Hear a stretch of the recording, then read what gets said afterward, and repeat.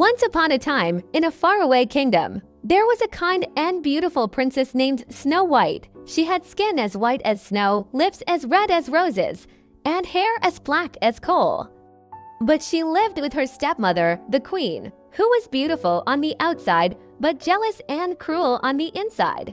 The queen had a magical mirror. Every day, she would ask it, "Mirror, mirror on the wall, who is the fairest of them all?"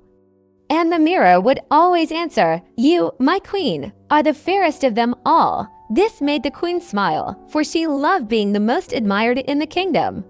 But as Snow White grew older, her beauty began to shine even brighter. One day, when the queen asked her mirror, it replied, "Snow White is the fairest of them all." The queen was furious.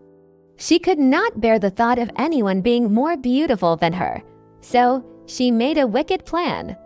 She called the royal huntsman and ordered, "Take Snow White deep into the forest and never bring her back." The huntsman led Snow White far into the woods, but when he looked into her kind, gentle eyes, he could not do her harm. "Run away," he whispered, "and never return to the castle. The queen must never find you." Snow White ran through the forest, dodging trees and stumbling over roots. She was frightened and alone. Just as the sun began to set, she found a tiny cottage hidden among the trees.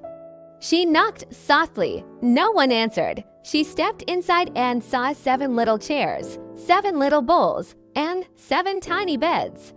Tired from running, she lay down across the beds and soon fell fast asleep. That evening, the owners of the cottage returned. They were 7 dwarfs who worked in the mountains digging for gems. When they saw Snow White, they gathered around. "Who is this girl?" asked one.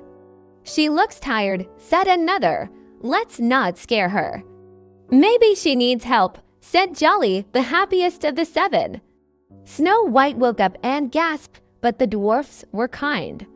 She told them her story, and their faces turned serious.